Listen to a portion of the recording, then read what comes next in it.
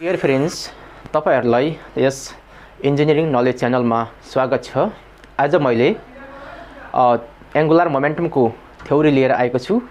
साथसाथै principle of the conservation of the angular मोमेन्टमको बारेमा आएको छु।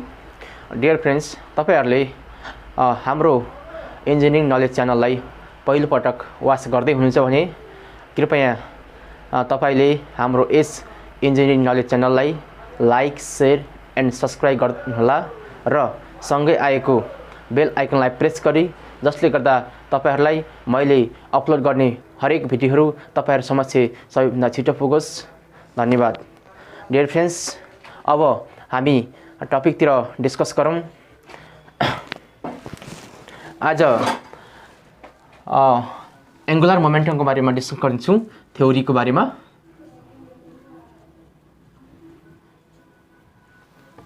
एंगुलर मोमेन्टम भनेको के हो त?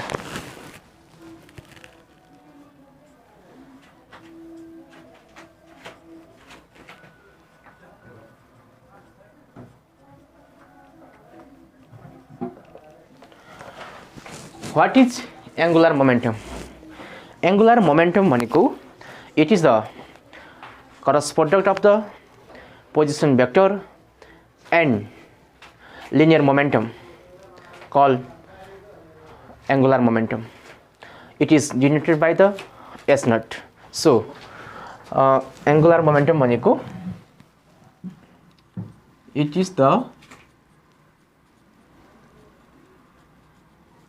cross product of position vector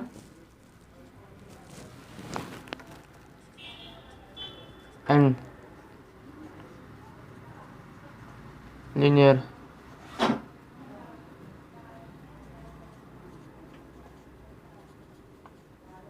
momentum is called angular momentum.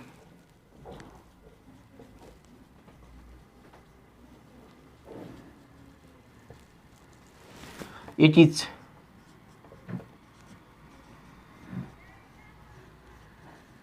denoted by H naught.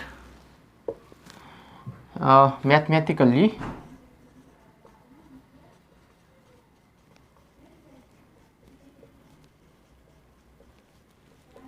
it is expressed as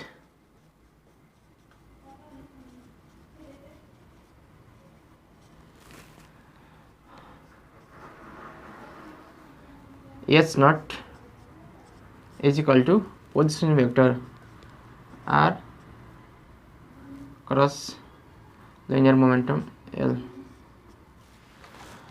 Dear friends, linear momentum भनेको हामीलाई थाहा छ, it is the product of the mass and velocity is called के हुन्छ linear momentum. So के हुने भयो R vector into m v vector.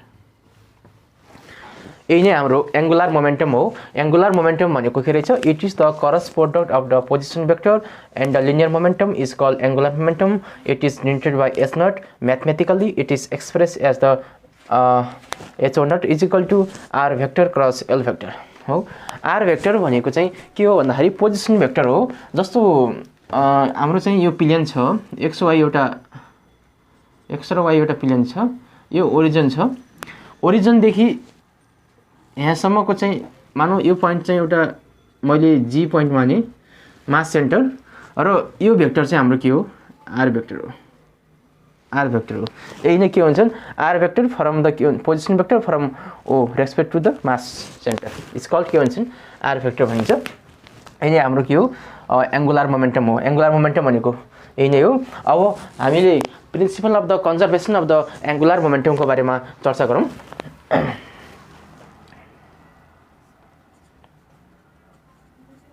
Principal of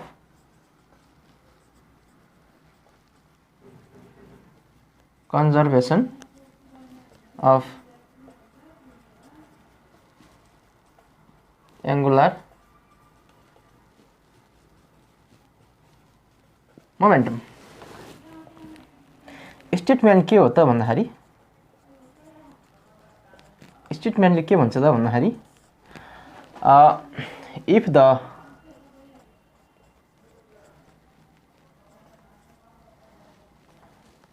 rotating rotating body of angular momentum is remain constant or conserved if the external resultant torque is 0. So dear friends, principle of the conservation of angular मोमेन्टमले के भन्यो त भन्दाखेरि if the rotating body of the angular momentum is remain constant or conserved if the external resultant torque is 0. यसले भन्न खोजेको के हो भन्दाखेरि यदि चाहिँ एक्सटर्नलमा लाग्ने रिजल्टेन्ट टर्क चाहिँ 0 भयो भने एङ्गुलर मोमेन्टम कन्जर्भ हुन्छ. त्यो कन्जर्भ भएको एङ्गुलर मोमेन्टम चाहिँ के हो एउटा principle of the conservation of the angular momentum हो. द्याट इज अथवा यसलाई हामीले के भन्न सक्छौँ भन्दाखेरि angular momentum before H naught before is equal to H not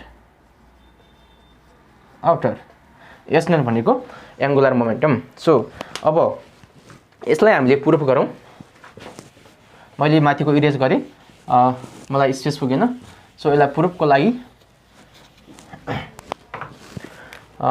प्रुफको लागि वी नो हामीलाई के थाहा छ भन्दाखेरि फ्रम the definition of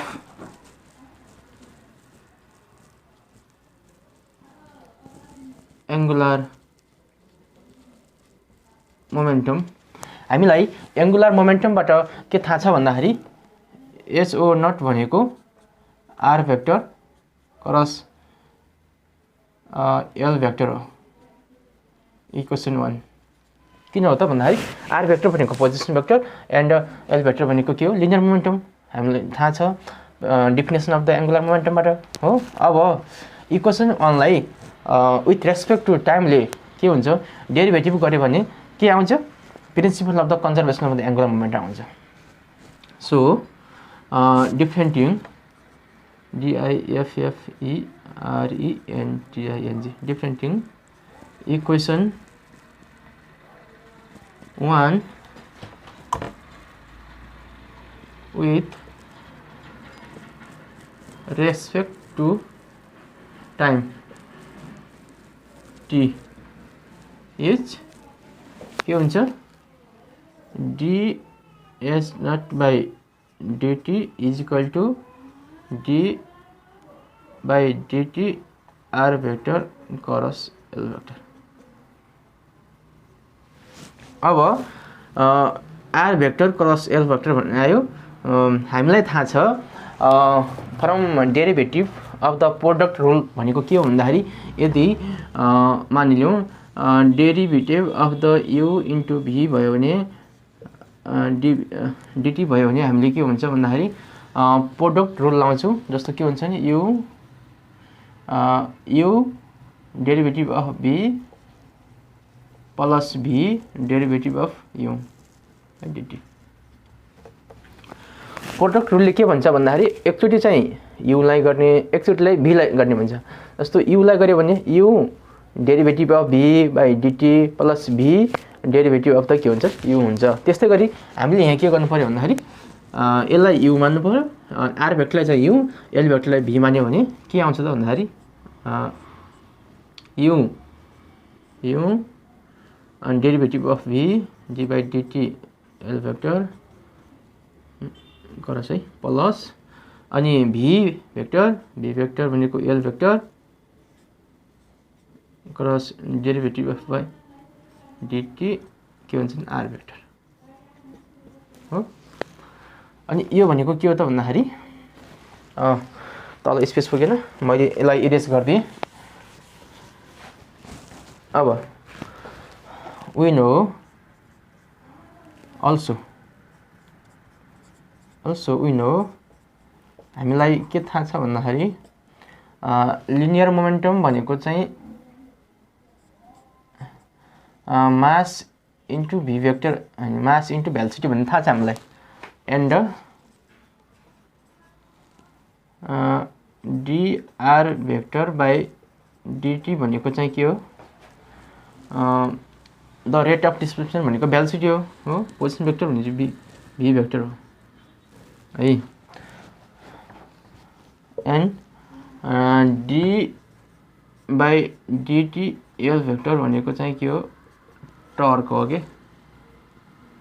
किन टर्क हो भन्दाखेरि यसलाई फोर्स मानौँ, सरी चाहिँ फोर्स एफ भेक्टर हो, टर्क नै फोर्स।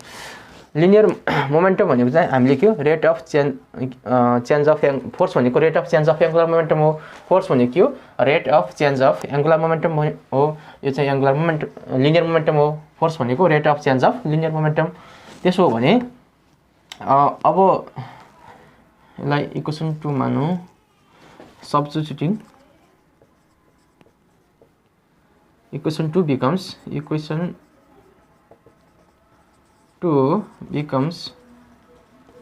इक्वेसन 2 के हुने भयो d h naught by dt is equal to are vector cross l d by dt L vector भनेको f vector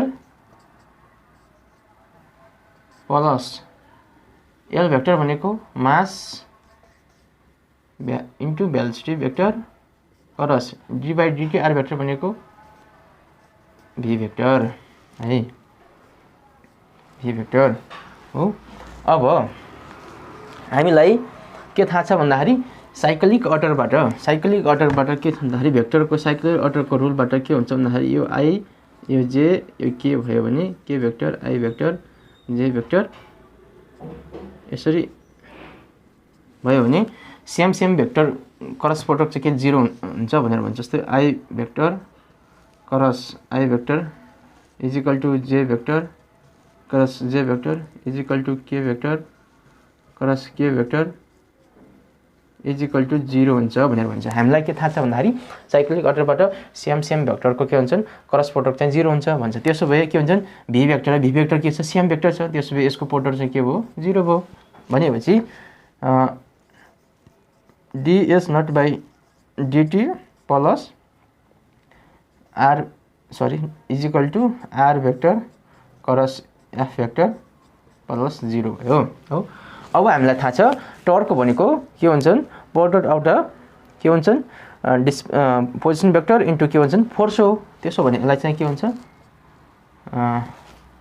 D naught by dt भनेको torque भनेको plus 0 vector 0 ले नलेखौँ टर्क भेक्टर। अब principle of the conservation of the angular मोमेन्टमबाट हामीलाई के थाहा छ भन्दाखेरि if the rotating body of the के हुन्छन् एङ्गुलर मोमेन्टम इज कन्जर्भ अथवा रिमेन कन्स्टेन्ट इफ द के हुन्छन् एक्सटर्नल टर्क इज 0। यदि चाहिँ यो एक्सटर्नल टर्क चाहिँ 0 भयो भने के हुन्छ त्यसले चाहिँ के हुन्छ principle of the conservation of the angular momentum दिन्छ। इफ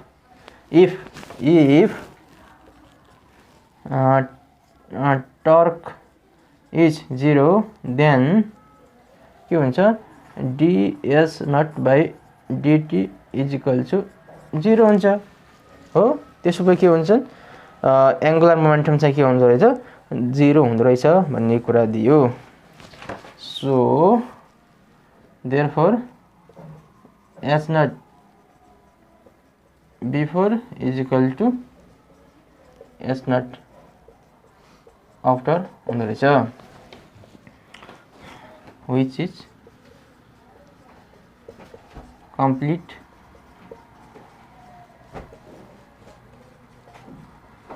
proof of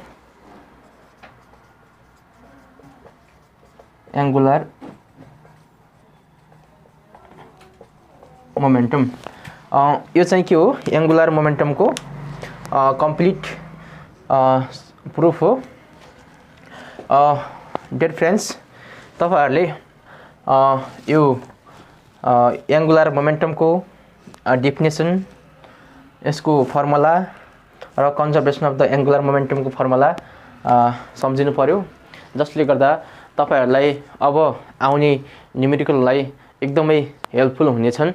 तपाईहरुले मैले लेखेको यी सबै थ्योरी र यो फर्मुलाहरुलाई चाहिँ के गर्नु होला, आफ्नो नोट कपीमा चाहिँ लेख्नु होला.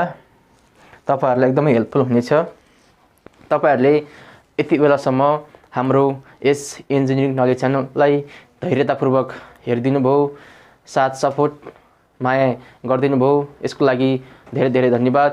साथै यस भिडियो हेरिसकेपछि तपाईहरुले हाम्रो इन्जिनियरिङ नलेज च्यानललाई लाइक, शेयर, सब्स्क्राइब एन्ड